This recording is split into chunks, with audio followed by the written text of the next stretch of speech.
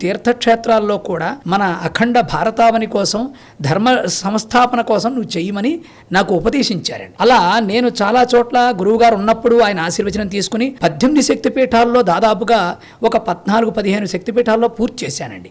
అలాగే జ్యోతిర్లింగాల్లో కూడా గురువుగారు నేను ఫలానా చోటుకు వెడుతున్నాను, ఇక్కడ మీరు చెప్పినట్టుగా మీ సంకల్పంతో ఆర్యధర్మ సంరక్షణ కోసం చేస్తున్నానని చెప్పేవాడిని. అలా సంతోషం ఆశీర్వదించి పంపించేవారు. నేను చేయవలసినటువంటి క్షేత్రాలన్నీ అయిపోగా ఒక 3 మిగిలాయి. ఒకటేమో ఒక కాశ్మీరం మిగిలిందండి. ఆ కాశ్మీరం తర్వాత శ్రీలంకలో ఒకటి చేయలేదు, అక్కడ శక్తిపీఠం అంటారు శాంకరీదేవి. అలాగే కామాఖ్య ఒకటి నేను చేయలేకపోయాను. అందులో ఈ మన మామిడి గిరిధర్ గారు మన గురువు గారు శివానందమూర్తి గారి కుటుంబం, ఆయన కూడా వారి శిష్యులు. ఆయన అనేక సంవత్సరాలు 15 సంవత్సరాల నుంచి కాశ్మీర్ వెడుతూ ఏదో కాశ్మీర్ అంటే ఒక కాశీ ఎంత మనం ఒక పుట్టినిల్లాగా ఎంత బాగా ఎంతో ఆనందంతో పెడతామో, కార్తీక మాసం కాశీ పెడుతుంటే అంత ఆనందం, అలా పరవశించిపోయి ఆయన కాశ్మీర్ కూడా పెడుతూ ఉంటారు.